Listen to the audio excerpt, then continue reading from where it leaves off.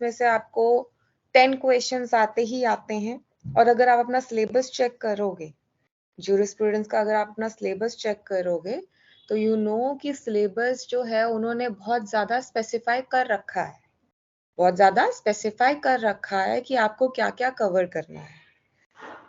और जो हम टॉपिक्स कवर करते हैं उसमें से स्कूल्स ऑफ ज्यूरिस्प्रूडेंस हमें बोला जाता है, बताया जाता है कि सबसे ज्यादा इंपॉर्टेंट होता है, राइट।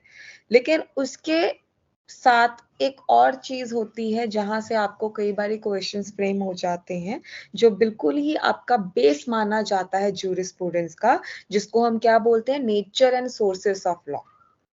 अगर मैं बात करूं nature and sources of law की, तो आप लोगों ने पढ़ रखा है एक बार, आपको पता है कि सोर्सेस में हम कस्टम्स, लेजिस्लेशन, प्रेसिडेंट, इन सब के बारे में बात करते हैं। और वहीं पर अगर हम नेचर की बात करें, वहीं पर अगर हम किसकी बात करें, नेचर की बात करें, ठीक है, तो बेसिकली वो क्या होता है आपका, कि आपका जो ये ज्यूरिस्प्रूडेंस है, ये है क्या, इसका नेचर क्या है, इसका स्कोप क्या है, ठीक है। तो jurisprudence we all know history of law है, हमें पता है। और ये हमें क्या बताता है कि हमारे जो फिलोसफर्स हैं, हमारे जो ज्यूरिस्ट है, उनके ओपिनियन में लॉ क्या होता है, लॉ क्या होना चाहिए। हम उन्हें फिलोसफर्स क्यों बोलते हैं, क्योंकि उन्होंने अपने अपने ओपिनियन में हमें समझाया है कि एक लीगल हिस्ट्री जो लॉ की है वो किस तरह से पढ़नी चाहिए, कैसे पढ़ाई जाती है, कैसे पहले लोगों ने इसके ऊपर ओपिनियंस अपने वर्क किए हैं, बताए हैं, डिफाइन किया है, राइट। जैसे अगर हम बात करें इंग्लैंड, फ्रांस, तो हमें पता है रोम, वहीं से हर एक चीज की क्या हुई है, शुरुआत हुई है, वहीं से क्या हुई है, शुरुआत हुई है, राइट। ठीक है।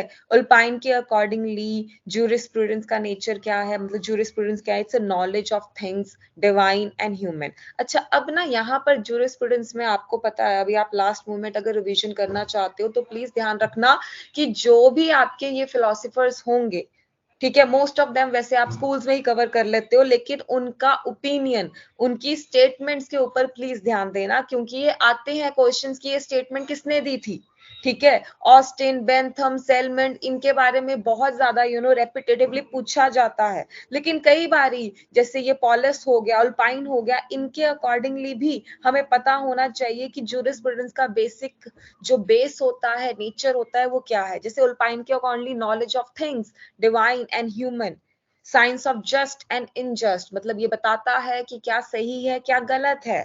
पॉलिस के accordingly law is not to be deducted from the rule but the rule from the law. Paulus के अकॉर्डिंगली क्या है कि लॉ ऐसा कुछ नहीं है जो रूल से आएगा, ठीक है। हालांकि जो लॉ है वो बल्कि रूल्स बताता है, जो हमारे रूल्स हम फॉलो करते हैं वो कहाँ से फॉलो करते हैं, हम लॉ से, ठीक है। ये सारा का सारा इंग्लैंड की जो आपकी डेफिनेशंस हैं, इंग्लैंड का जो कॉमन लॉ आप पढ़ते आ रहे हो, वहीं से इन सब चीजों की क्या हुई है, ओरिजिनेशन हुई है, मतलब ओरिजिन हुआ है, ठीक है। तो ये आपको समझना। बकलैंड के अकॉर्डिंगली, जूलियट स्टोन्स के अकॉर्डिंगली, ये सारे आपके नोट्स में ही दे रखे हैं, मैं वहीं से आपको पढ़ा रही हूँ, बस वो स्लाइड्स फॉर्म में है, तो मैं जस्ट आपको रिवाइज करवा रही हूँ कि ये सब जो लोग हैं, ये सब जो फिलोसफर्स हैं, इन्होंने अपना अपना ओपिनियन दिया है।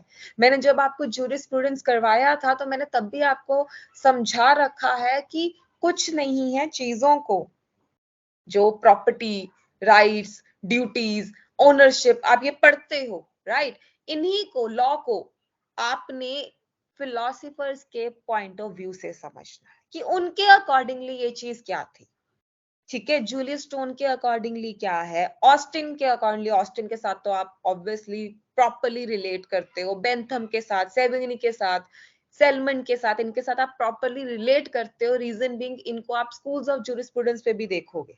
लेकिन सिर्फ स्कूल्स ही मत पढ़ के जाना, इनको भी जो इन्होंने बेसिक एक नेचर, एक स्कोप ज्यूरिस्प्रूडेंस का बताया है, उसको भी देखना, ठीक है। जैसे ऑस्टिन के बारे में, ऑस्टिन के बारे में अगर मैं बताऊं आपको, तो आप लोगों ने ही पढ़ रखा है कि बेसिकली ऑस्टिन क्या करता है, लॉ को डिवाइड कर देता है कि एक होता है आपका जनरल ज्यूरिस्प्रूडेंस, एक होता है आपका पर्टिकुलर ज्यूरिस्प्रूडेंस, विच मीन्स आपको क्वेश्चन आ सकता है कि ये जनरल एंड पर्टिकुलर ज्यूरिस्प्रूडेंस किसने डिवाइड कर रखा है और ये क्या होता है।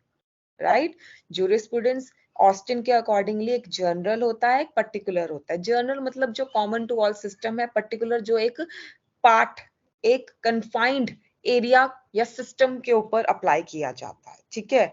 जर्नल ज्यूरिस्प्रूडेंस का अगर हम बात करें तो इट्स अ साइंस जहां पर सारे के सारे प्रिंसिपल्स, नोशंस, जो कॉमन सिस्टम जो है आपका वहां पर अप्लाई किए जा सकते हैं। लेकिन पर्टिकुलर का अगर हम बात करें तो स्पेसिफिकली वहां पर डिफाइन करा जाएगा, डिटरमाइन करा जाएगा कि ये कहाँ पर अप्लाई करना है। ओके, और भी है जैसे जनरल ज्यूरिस्प्रूडेंस जो है आपका उसको प्योर अब्स्ट्रैक्ट ज्यूरिस्प्रूडेंस कहलाया जाता है। वहीं पर आपका पर्टिकुलर ज्यूरिस्प्रूडेंस जो है आपका वो डिफर करता है, वो प्योर तो नहीं होता, वो एक पर्टिकुलर एरिया, पर्टिकुलर उसमें होता है, ठीक है।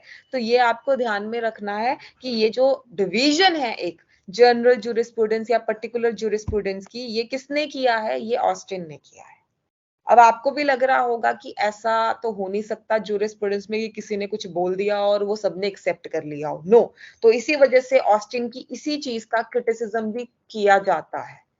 और वो कोई और नहीं, सेलमेंट करते हैं, हॉलैंड करते हैं, ठीक है। सेलमेंट के अकॉर्डिंगली जो ये डिवीजन है या ये ओपिनियन है ऑस्टिन का, इट्स इम्प्रैक्टिकल, ठीक है, एरर है इसमें, ठीक है। और भी बहुत सी चीजें हैं कि ऐसा नहीं होता कि जैसे ये डिफाइन कर रहे हैं आप ऐसा डिवीजन नहीं कर सकते। ओके, अब अगेन ज्यूरिस्प्रूडेंस में हम देखते हैं कि क्रिटिसिज्म कई बार ऐसे ही कर रखा होता है क्योंकि उनके ओपिनियन प्रीवियसली गिवन थ्योरी के साथ मैच नहीं करते।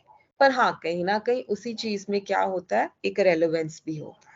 तो आपको क्रिटिसिज्म में ज्यादा डिटेलिंग में जाने की जरूरत नहीं है, सिर्फ आपको डिवीजन, किसने क्या कहा है, इसी को अगर आप प्रॉपरली कर लोगे तो it will work for you, ठीक है। लेकिन हाँ, क्रिटिसिज्म सेलमेंट ने किया है, क्रिटिसिज्म होलैंड ने किया, जैसे कि मैं बता रही थी आपको, ठीक है। किसको? ऑस्टिन की डिवीजन को, ऑस्टिन के ओपिनियन को, किसको लेकर? किसको लेकर? बेसिकली ज्यूरिस्प्रूडेंस को लेकर। क्या किया था ऑस्टिन ने? डिवाइड किया था ज्यूरिस्प्रूडेंस को। क्या से डिवाइड किया था? पर्टिकुलर जर्नल ज्यूरिस्प्रूडेंस, इस तरह से डिवाइड किया हुआ है, ठीक है। अपार्ट फ्रॉम दिस, सेविग्नी, बेरेंस, इन्होंने भी बेसिकली क्या किया है, अपना अपना ओपिनियन, अपने अपने ओपिनियन के अकॉर्डिंगली डिफाइन कर रखा है कि लॉ क्या होता है। जैसे सेविग्नी की बात करें तो सेविग्नी के अकॉर्डिंगली लॉ ग्रो करता है with the growth and strength करता है with the strength of people.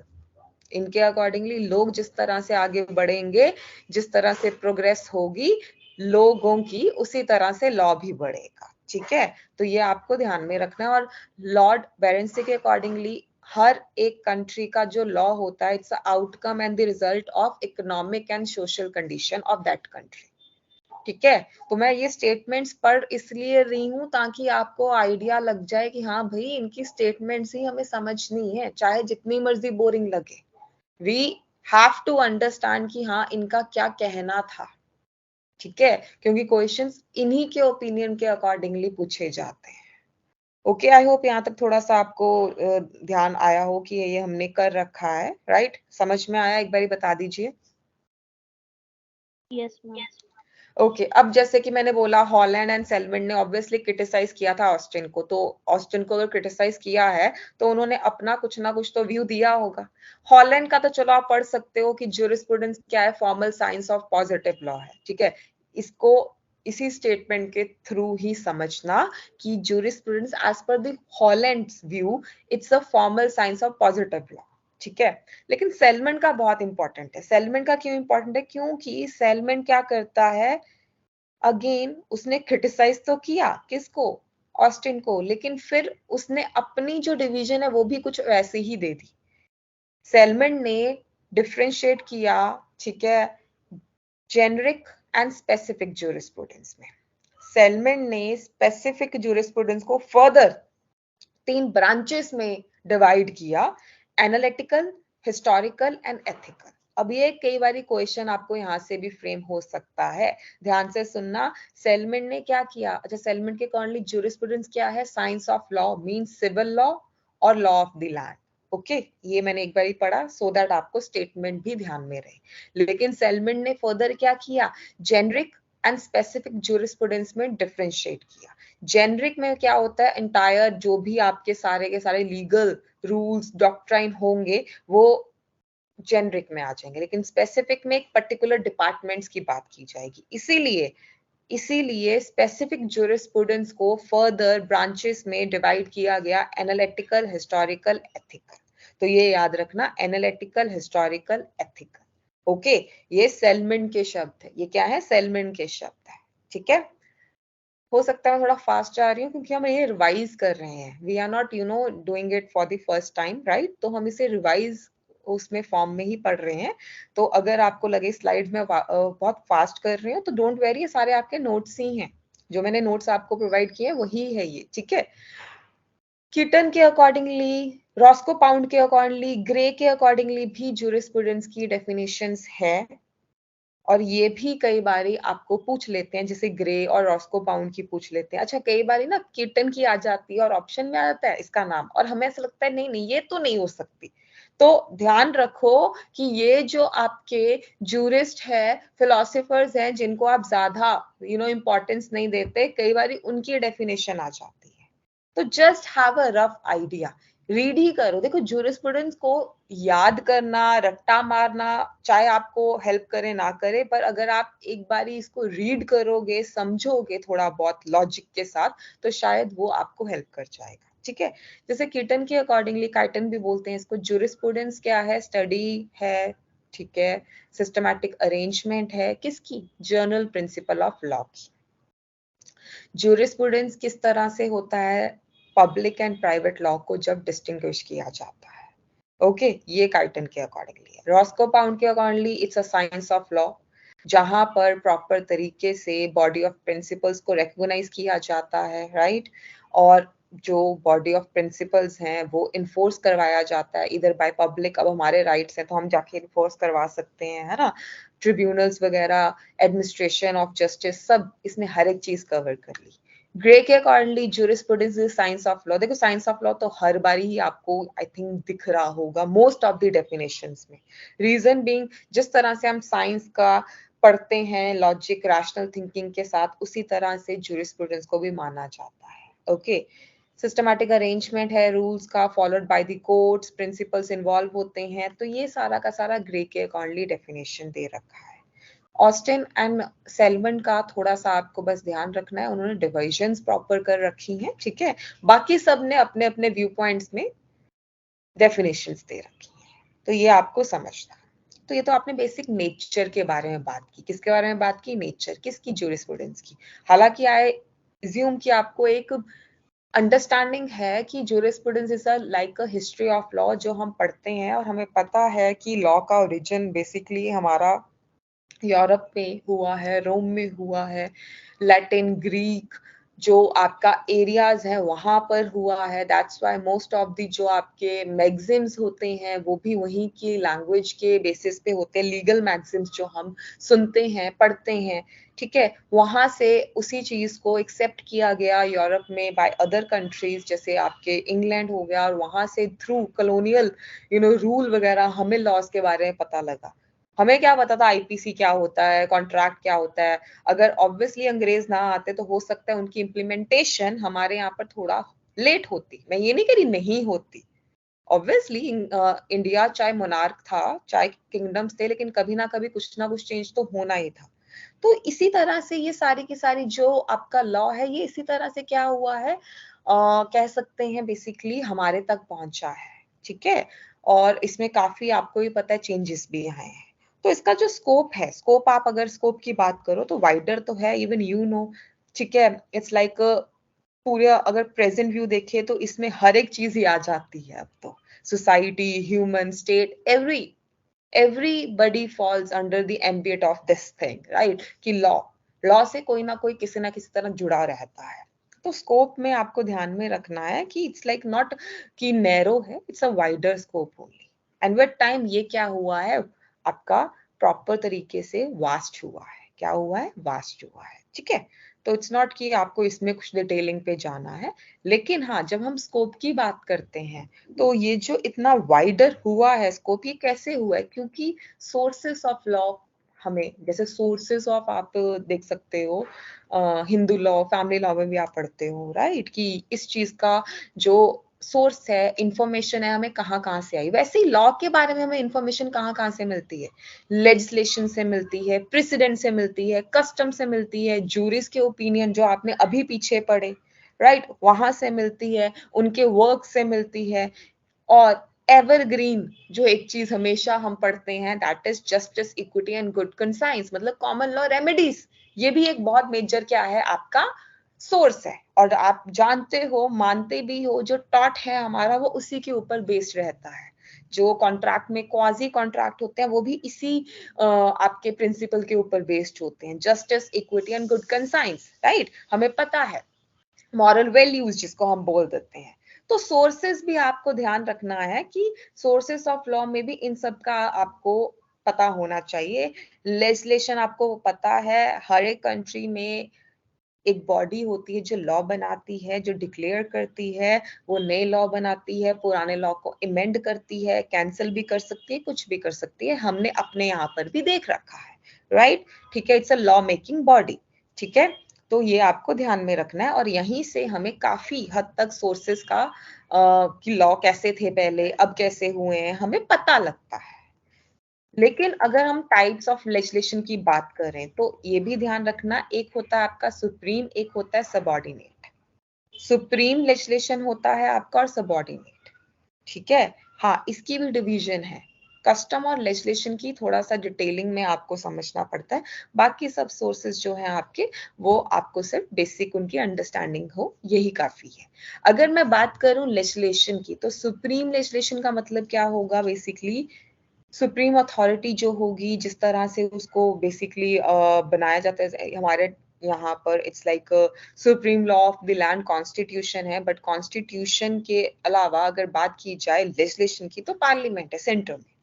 Subordinate क्या होगा, जो डेलीगेट की जाती है, जैसे हमारे केंद्र हैं उनको प्रॉपर तरीके से, ठीक है, डेलीगेशन किया जाता है, उनको सैंक्शन किया जाता है, उनको सुपीरियर उनको बताता है कि आप ऐसा कर लो, वैसा कर लो। तो उस तरह से डिवीजन होती है। तो लेजिस्लेशन के भी क्या है, लेवल्स है, उसके भी क्या है, टाइप्स है। ओके, अब समझ आ रहा है आप लोगों को? I hope it is helping you guys. एक बार बता दीजिए। Yes ma'am.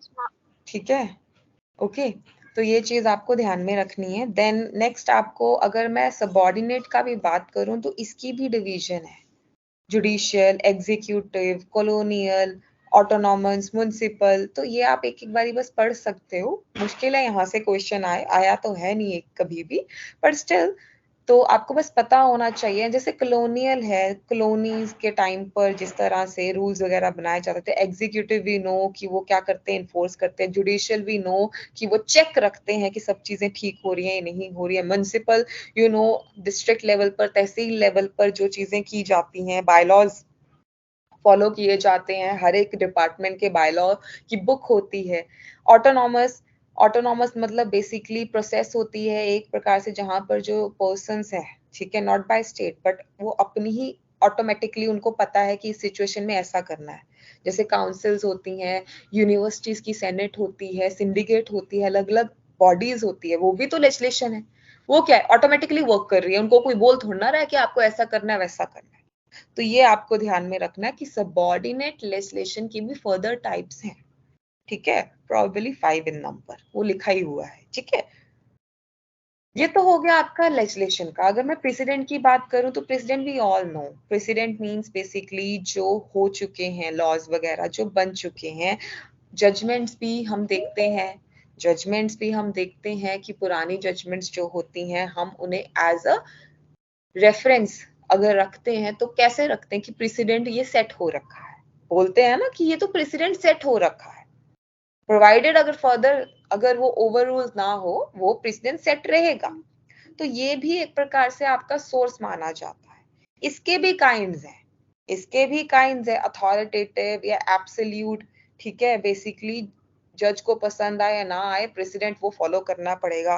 कंडीशनल, जहां पर जज क्या कर सकता है, चाहे तो उसको हटा सकता है, अपना कह सकता है, ठीक है। पर्स से मतलब पर्स से मतलब पर्पस से थ्रू, अगर जजेस है उनके ऊपर कोई ऑब्लिगेशन नहीं है, जैसे फॉर एग्जांपल इंडियन कोर्ट्स के जो रूल्स हैं, बाहर की कंट्रीज के जो जजमेंट्स हैं, हम रेफर जरूर करते हैं, बट हमारा पर्पस जैसा है, अगर वो उस चीज को फॉलो ना करे तो we are not under the obligation to follow them. ठीक है, फॉरेन जजमेंट्स को आप भी देखते हो, सीपीसीओ प्रोसीजरल लॉ में आप सुनते हो, लेकिन हम उन्हें फॉलो करें ये जरूरी नहीं है। हाँ, जैसे कॉन्ट्रैक्ट हो गया, जैसे टॉट हो गया, वहां पर तो हम कितने फॉरेन केसेस के बारे में पढ़ते हैं, डॉक्ट्राइन्स के बारे में पढ़ते हैं, यस वी डू, लेकिन जरूरी थोड़ा ना कि वही फॉलो करना है। मोस्ट ऑफ द चीजें जो बाहर है यहाँ पर नहीं है, यहाँ के लॉज थोड़े से अलग है, हमारे डिफर करते हैं, अब एग्जैक्टली तो सेम नहीं है। अगर आप कॉन्ट्रैक्ट की बात कर लो, इंग्लिश कॉन्ट्रैक्ट एक्ट और इंडियन कॉन्ट्रैक्ट एक्ट में ही आपको डिफरेंस मिल जाएगा, क्रिमिनल लॉ में भी मिल जाएगा, एविडेंस में भी मिल जाएगा, तो काफी चीजें हैं।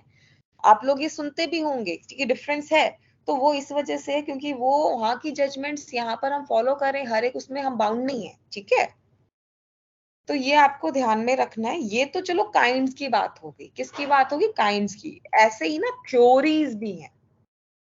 ठीक है, अब आपको पता है जूरिस्प्रूडेंस आप जब भी पढ़ते हो आपको थ्योरीज पीछा नहीं छोड़ती है, चाहे आप छोटे वाला टॉपिक ही कर लो, राइट, वहां पर भी थ्योरीज आपके पीछे आ जाती हैं। तो थ्योरीज के ऊपर मैं ये नहीं कह रही क्वेश्चंस भर भर कर आएंगे, बट यू कैन एक्सपेक्ट 10 में से एक आधा क्वेश्चन आ जाए, और यहाँ से तो नहीं, पर जो फर्दर आप करोगे वहां से। ठीक है, देखो स्कूल्स में से आपको एक दो क्वेश्चंस आने हैं, ठीक है, स्कूल्स में से आपको एक क्वेश्चन आने ही आने हैं, है ना, ये तो आपको पता है। ठीक है, और उसके बाद आपको ये भी पता है कि नेचर में से और इसमें से भी आपको एक क्वेश्चन आएगा, राइट, और उसके बाद जो आप ये आगे फर्दर अपना करोगे, ठीक है, वहां से आपको क्वेश्चंस आने हैं, तो ये आपको पता होना चाहिए। ठीक है, जैसे प्रेसिडेंट की मैं बात करूं तो थ्योरीज ऑफ प्रेसिडेंट जो है, डेक्लरेटरी थ्योरी है, ओरिजिनल प्रेसिडेंट थ्योरी है, ये आपकी थ्योरीज है जो आपको पता होना चाहिए। ठीक है, डेक्लरेटरी थ्योरी की अगर मैं बात करूं तो डेक्लरेशन जो ऑलरेडी डिक्लेयर हो रखे हैं, जो ऑलरेडी डिक्लेयर हो रखे हैं, जो एग्जिस्टिंग लॉज हैं आपके, जो प्रॉपर तरीके से पहले से डिक्लेयर्ड है, तो वो आपके बेसिकली प्रेसिडेंट सेट हो रखे हैं। तो अगर आप उस तरह से उसको देखोगे, ठीक है, उस तरह से उसको फॉलो करोगे, तो वो आप डेक्लरेटरी थ्योरी फॉलो कर रहे हो। वो आप कौन सी थ्योरी फॉलो कर रहे हो, डेक्लरेटरी, जो डिक्लेरेशन हो रखी है एग्जिस्टिंग लॉज की बाय द जजेस। ठीक है, जजेस ने उसको डिक्लेयर कर रखा है कि ये है भाई, जजेस ने ही उसको डिक्लेयर कर रखा है कि ये है। वैसे ही ओरिजिनल प्रेसिडेंट थ्योरी, ये क्या है बेसिकली, ओरिजिनल प्रेसिडेंट थ्योरी क्या है, एक बार आप पढ़ भी सकते हो, लॉ मेकिंग बाय द जज known as original precedent theory. जज आर द लॉ मेकर्स, यहाँ पर जज जो है लॉ मेकर्स तो है ही है, लेकिन रोल ऑफ जज इज क्रिएटिव। क्यों, क्योंकि बेसिकली यहाँ पर वो क्या करते हैं, लॉजिक्स लगाते हैं। यहाँ पर वो सिर्फ और सिर्फ बेसिकली लॉ के अकॉर्डिंगली नहीं सोचते हैं, ध्यान से सुनना, यहाँ पर वो क्या करते हैं, क्रिएटिविटी की, हाँ इस सिचुएशन में ऐसा होना चाहिए नहीं होना चाहिए, ये भी देखते हैं। ठीक है, तो यहाँ पर लॉ मेकिंग कौन करता है, बेसिकली जजेस ही करते हैं। ऊपर वाले में क्या था, जज सिर्फ डिक्लेयर करते हैं, लॉ बन चुका है, जज डिक्लेयर करते हैं, लेकिन ओरिजिनल प्रेसिडेंट थ्योरी में क्या था, लॉ मेकिंग भी करते हैं। ठीक है, यहां से क्वेश्चन मुश्किल आएगा, लेकिन क्वेश्चन कहां से फ्रेम हो सकता है, जहां से आप देखते भी हो, रेशियो डिसेंडेंडी, ऑर्बिटर डेक्टम, ये शायद आपने सुन रखा होगा, स्टेयर डाइसिस, ये आपने सुन रखा होगा। ठीक है, ये तीनों तो प्रोस्पेक्टिव ओवर रूलिंग भी, चलो वो तो बहुत सिंपल है, लेकिन रेशियो डिसिडेंडी, ऑर्बिटर डेक्टम, स्टेयर डिसेंसी, ये तो आपने सुन रखे होंगे, तो इनके बारे में आपको पता होना चाहिए। प्रिंसिपल्स हैं, जब भी प्रेसिडेंट को हम करते हैं तो ये वाले प्रिंसिपल्स हैं, तो इनका आपको पता होना चाहिए। जैसे रेशियो डिसेंडेंडी क्या है, रीजन फॉर द डिसीजन, चलो ठीक है, it contains the principle of law, जो जज ही फॉर्म करता है।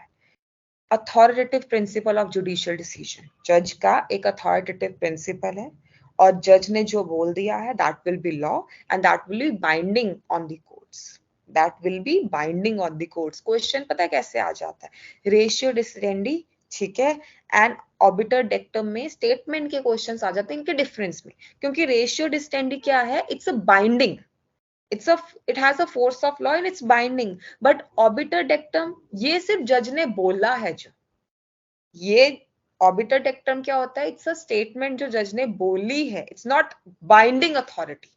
It does not have a binding authority. तो इन दोनों के बीच में डिफरेंस जरूर ध्यान रखना। ये बाइंडिंग के ऊपर क्वेश्चन कई बार, एक दो बारी मैंने देखे। ओके, सीधा नहीं पूछेंगे आपसे। अगर सीधा आ गया तो फिर तो ये पूरी स्टेटमेंट लिखी होगी और नीचे ये चारों के चारों जो हैं ये ऑप्शंस में होंगे। चलो तब तो आप आराम से आंसर कर दोगे। लेकिन अगर डिफरेंस का बात हो, स्टेटमेंट क्वेश्चन का बात हो, तो हमें पता होना चाहिए कि कौन सा बाइंडिंग होता है और कौन सा बाइंडिंग नहीं होता। तो ऑर्बिटर डेक्टम जो है उसकी कोई भी बाइंडिंग अथॉरिटी नहीं होती। ठीक है, वहीं पर स्टेयर डाइसिस का मतलब क्या होता है कि जो डिसीजन है let it stand and that too at the rightful place. Principle है ये, ठीक है, जो फॉलो किया जाता है कि जो डिसीजन है, ठीक है, वो प्रॉपर तरीके से क्या है होना चाहिए। ठीक है, फॉलो भी होना चाहिए और स्टैंड भी उसका होना चाहिए, पब्लिक पॉलिसी के ऊपर बेस्ड होना चाहिए। ठीक है, जितने भी लॉ हम होते हैं, जितने भी सीरीज ऑफ डिसीजन हम पढ़ते हैं, जितने भी हम सीरीज ऑफ डिसीजन हम पढ़ते हैं कि ये डिसीजंस आ गए, तो हम कोशिश करते हैं कि वो स्टे करें। और जनरली क्या होते हैं, वो बाइंडिंग ऑन दी कोर्ट्स होते हैं और वो इस तरह से बोला जाता है कि फर्दर सिमिलर केसेस में उनको फॉलो किया जाए।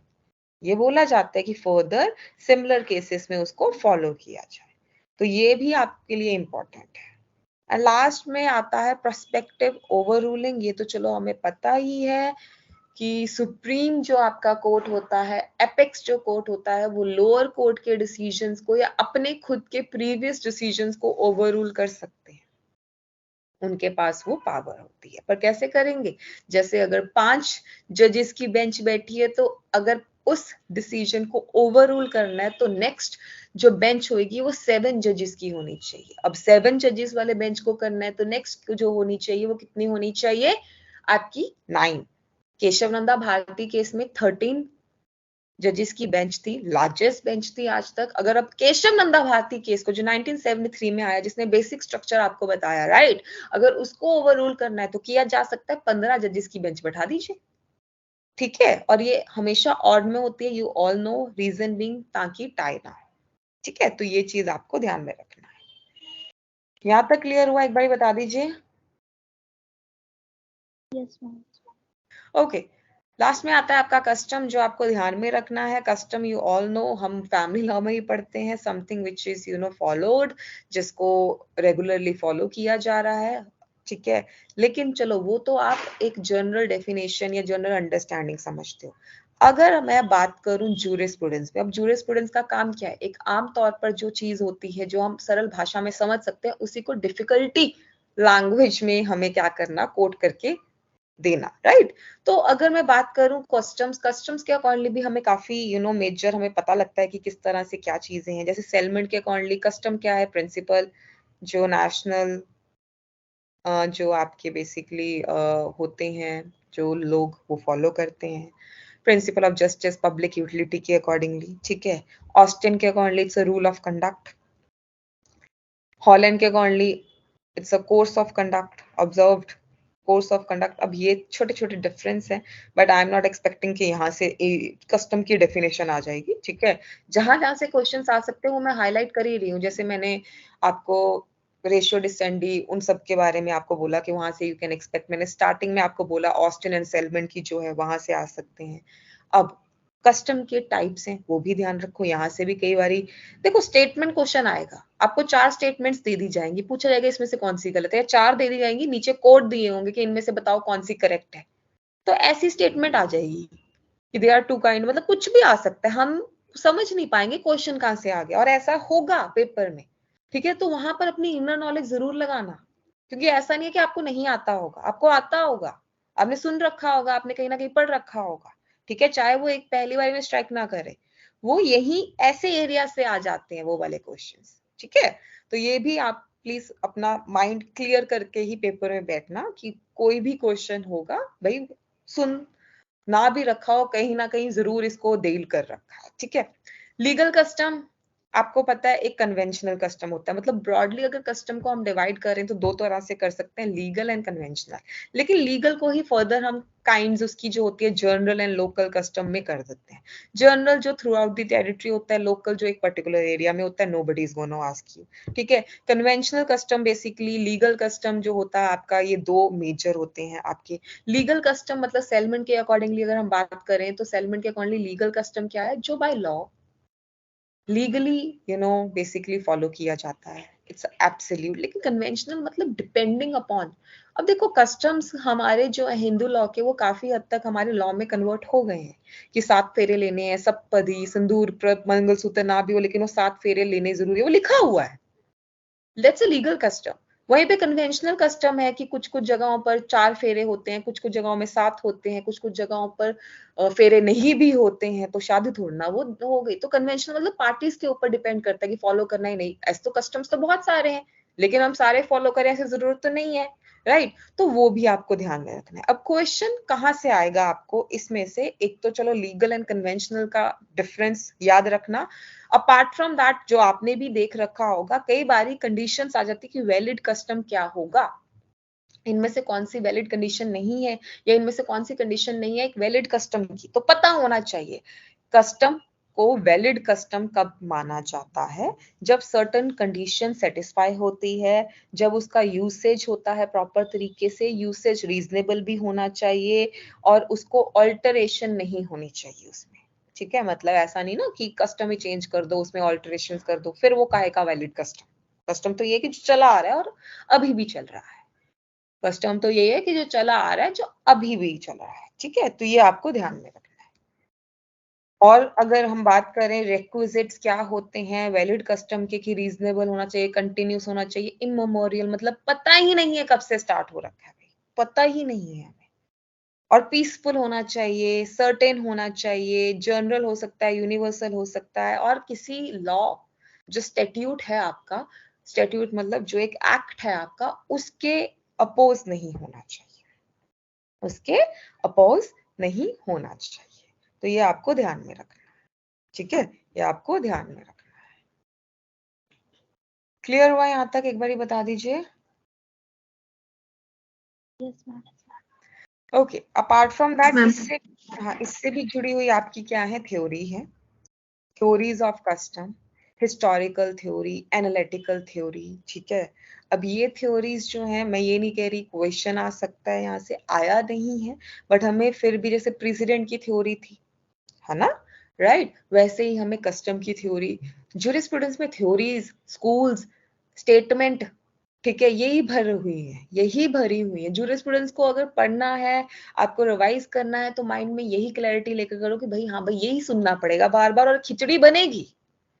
लेकिन ऑब्वियसली आपको उसी को प्रॉपरली सेग्रीगेट करना है कि हाँ भाई थ्योरीज हो सकती है, क्यों नहीं हो सकती। प्रेसिडेंट इतना बड़ा एक सोर्स है, क्यों नहीं उसकी थ्योरी होगी। कस्टम में कितना बड़ा अच्छा खासा सोर्स है, क्यों नहीं उसकी थ्योरीज होंगी। तो इसको इस तरह से समझो। ठीक है, अब थ्योरीज है, कस्टम से जुड़ी हुई थ्योरी तो हिस्ट्री, कस्टम मैंने कहा पता ही नहीं है कब से चल रहा है, तो हिस्टोरिकल थ्योरी है। कस्टम मैंने क्या कहा है कि प्रॉपर तरीके से उसको ऑल्टर नहीं किया जा रहा, उसको बेसिकली फॉलो किया जा रहा है। ठीक है, रीजनेबल है, पीसफुली करे, तो एनालिटिकल थ्योरी है भाई, इसके ऊपर एनालाइज किया जाएगा कि कैसे है, क्या है ये कस्टम। लोग करते भी हैं, लोग पूछते हैं कि ऐसा क्यों कर रहे हैं हम।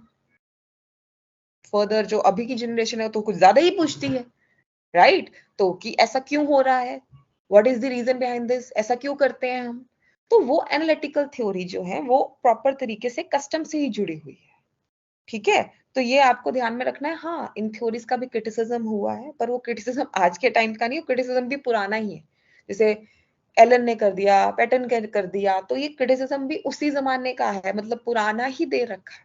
अभी का क्रिटिसिज्म तो कुछ है ही नहीं, अभी का क्रिटिसिज्म तो कुछ है ही नहीं, क्योंकि हमारे जूरिस्प्रूडेंस में हमारे पुराने ही जूरिस्ट बहुत ज्यादा है, कि अभी के जो रिसेंटली हमारे जूरिस्ट होंगे भी कंट्री वाइज भी तो हमें पता ही नहीं है अभी। तो ये भी एक रीजन है। ठीक है, तो ताकि इसको हिस्ट्री कहा जाता है, क्योंकि हम हर एक चीज हिस्टोरिकल पॉइंट ऑफ व्यू से ही कर रहे हैं, एनालिटिकल पॉइंट ऑफ व्यू से ही कर रहे हैं। ठीक है, ये तो हो गया आपका थ्योरीज का। और reasons for custom are given in given the force of law, कि कस्टम को हम क्यों बेसिकली लॉ के द्वारा भी अलाउ कर देते हैं। रीजन बीइंग, क्योंकि हमें पता है कि लोगों की अपनी अपनी इनकी कुछ वैल्यूज जुड़ी हुई हैं, हमें पता है कि ये कंटिन्यू होएगा, फर्दर लोग इसे कंटिन्यू करेंगे, तो इट्स बेटर कि इसे रिकॉग्निशन दे दी जाए।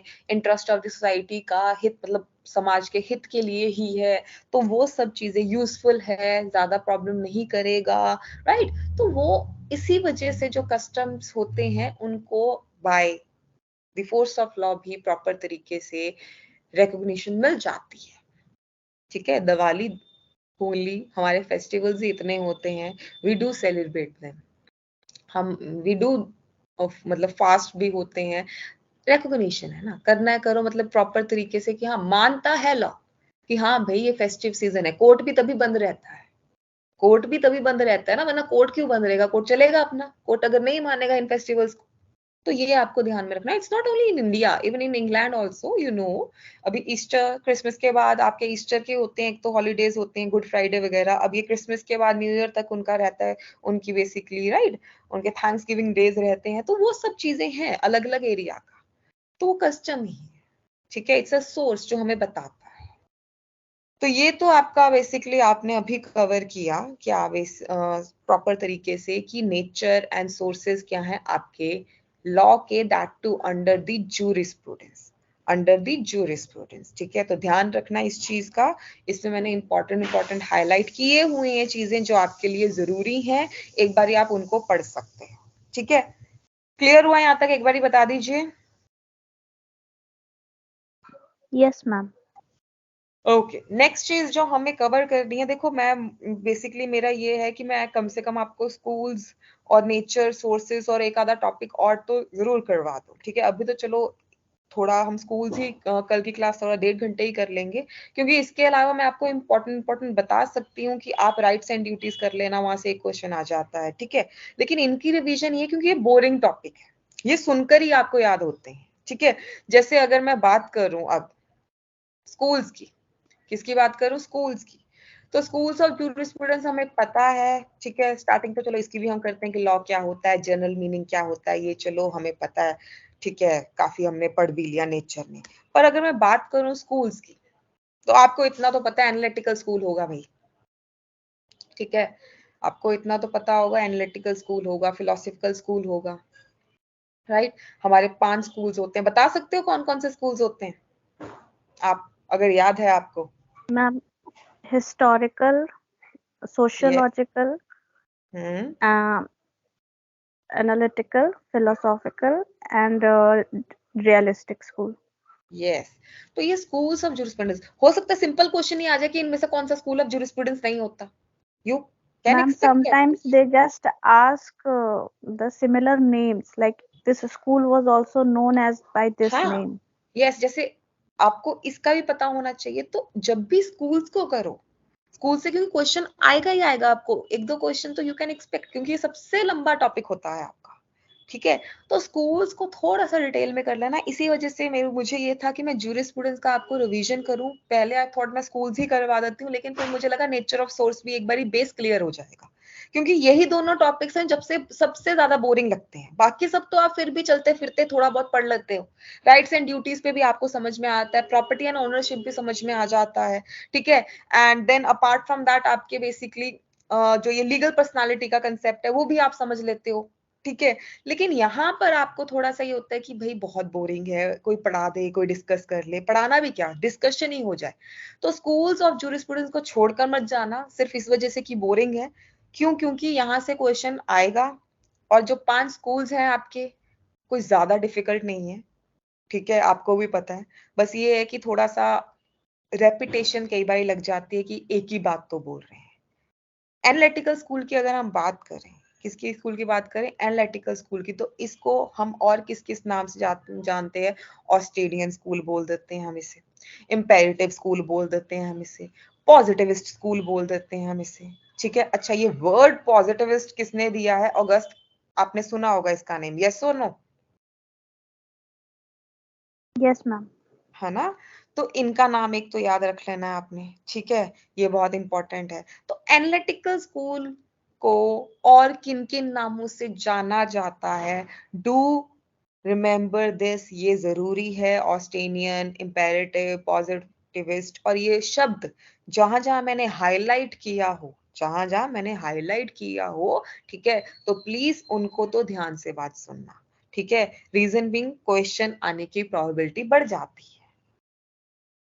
ऑस्टिन ने प्रॉपर तरीके से, चलो इस चीज को, जो ये हमारा ये जो वर्ड है पॉजिटिविज्म, ये इन्होंने दिया था अगस्त उसने, ठीक है, कमेंट में। लेकिन ऑस्टिन ने इस थ्योरी को पॉजिटिव लॉ के बेसिस में क्या किया था, बेसिकली प्रोपाउंड किया था। बेंथम उसको आगे एस्टेब्लिश करते हैं। तो ये एक इंटरलिंकिंग भी इनकी जुड़ी रहती है, ठीक है। Father of the modern jurisprudence किसे कहते हैं, यू ऑल नो, यस और नो, ऑस्टिन को बोलते हैं। Father of the English jurisprudence भी किसको बोलते हैं, ऑस्टिन को बोलते हैं। बहुत ही रेपिटेटिव क्वेश्चन है, अब तो शायद एंट्रेंस के एग्जाम में भी नहीं पूछते क्योंकि सबको ही पता लग गया है, पर स्टिल यू नेवर नो, ठीक है। क्योंकि आपके 100 क्वेश्चंस में से आपको 20-25 क्वेश्चंस तो बहुत ही सिंपल आने वाले हैं। सिंपल इन द सेंस कि कोई नहीं भी पढ़कर जाएगा, कोई बिल्कुल भी नहीं पढ़कर जाएगा, और 25 से 30 क्वेश्चन तो वो भी, अगर उसने लॉ अपना जो 3 साल में पढ़ रखा है वो भी कर देगा, ठीक है, ये तो आप भी जानते हो। तो उनमें से अब ये क्वेश्चन काउंट किया जाता है अब कि father of the English jurisprudence किसे बोलते हैं, ऑस्टिन को बोलते हैं, जॉन ऑस्टिन को बोलते हैं, है ना। चांसेस बहुत कम है आएगा, लेकिन स्टिल हमें पता होना चाहिए। अब ऑस्टिन के अकॉर्डिंगली ये जो स्कूल है आप करोगे, एनालिटिकल स्कूल, ये किससे जुड़ा हुआ है, लॉ, ऑब्वियसली। क्या है इनका ओपिनियन ऑस्टिन के अकॉर्डिंगली, क्या है, law is a command of the sovereign backed by the sanction। अब सॉवरेन कौन होता है, कोई बता सकता है मुझे, सॉवरेन किसको बोलते हैं,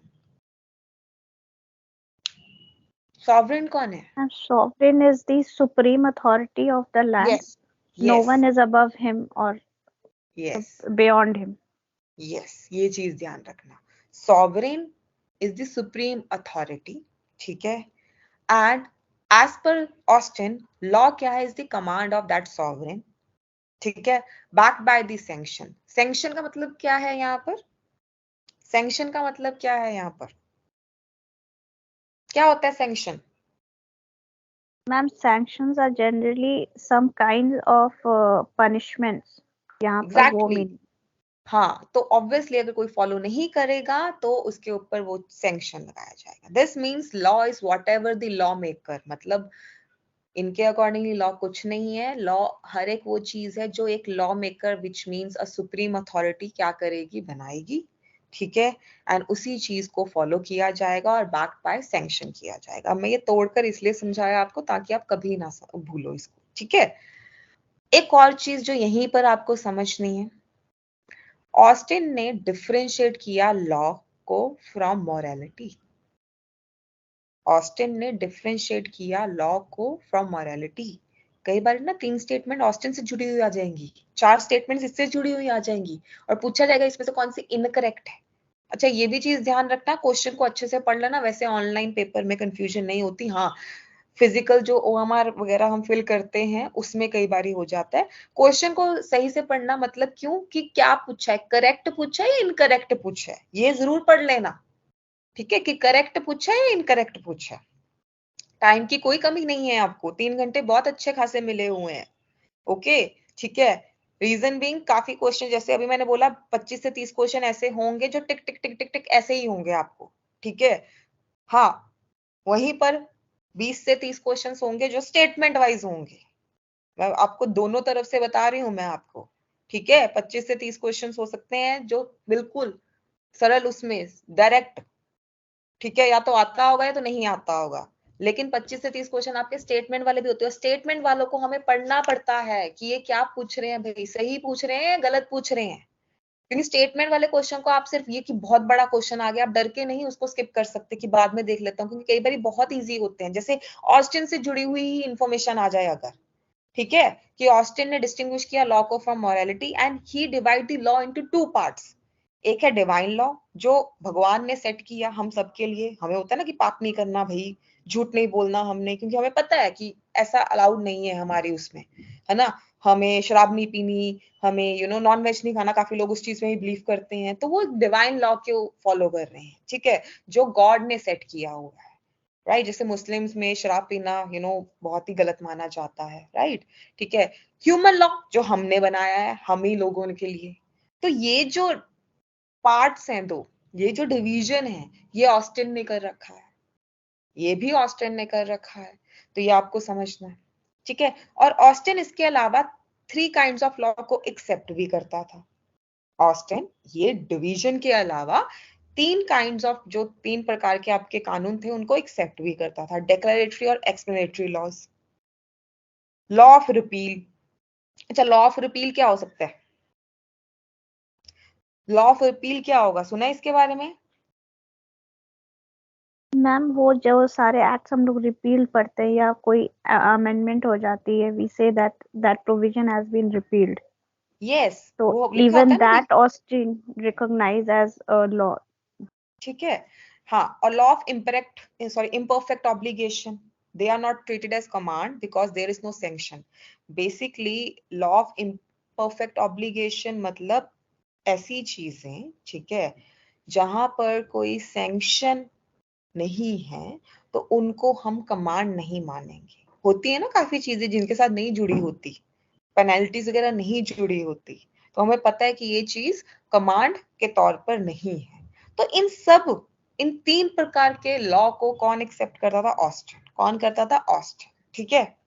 अब अगर ऑस्टिन इतनी सब चीजों को एक्सेप्ट कर रहा है, डिवाइड कर रहा है, बता रहा है, और ये भी याद रखना भाई, इसी स्कूल का, एनालिटिकल स्कूल का और क्या क्या नाम है, ठीक है, ऑस्टिन की इसी ओपिनियन के अपने मैरिट्स और डीमेरिट्स भी होंगे। डीमेरिट्स तो भर भर कर, आपको पता है ये ऑस्टिन कुछ भी बोलता था, बाद में आने वाले लोगों ने उसी को क्या किया है, क्रिटिसाइज किया है, क्योंकि उन्होंने अपने ओपिनियन देने थे। अब आई वॉन्ट सजेस्ट यू कि आप इसको याद करने बैठो, क्योंकि यहाँ से क्वेश्चंस थोड़ा सा मुश्किल है कि पूछे जाएंगे, बट हाँ आपको सिर्फ इतना पता होना चाहिए, जैसे मैरिट्स का सिंपल क्लियर डेफिनेशन दे रखा है, अप्रोच अच्छी खासी है, और एक फाउंडेशन ले डाउन किया इसने इंग्लिश जूरिस्प्रूडेंस का, has an important universal truth law, right.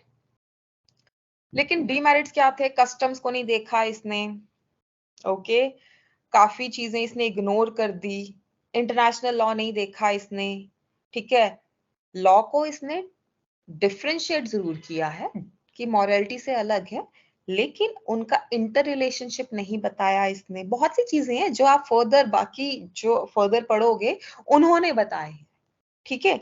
तो आप अगर इसको एक बारी भी आप गो थ्रू भी हो जाओगे, still you will be like, मतलब कई बारी कुछ चीजें इसकी वेग भी हैं, ठीक है, कुछ ना कुछ इसने क्लियर नहीं बता रखा, तो सोशल फैक्टर्स को जो आप फर्दर देखोगे उसको भी इसने इग्नोर कर रखा है, तो इसके डिमेरिट्स आ जाएंगे। ओके, क्लियर हुआ यहाँ तक? एक बारी बताएं। Yes ma'am. Okay, I stop here. कल देखो इसी को हम कंटिन्यू करेंगे, कल स्कूल्स तो हम कवर करेंगे अपने पूरे के पूरे, क्योंकि वो तो हमें पता है क्वेश्चंस आने हैं। Plus you can revise also, अगर आपको लगता है कि जूरिस्प्रूडेंस में कुछ और टॉपिक है जो हमें डिस्कस करना चाहिए, we can do that also.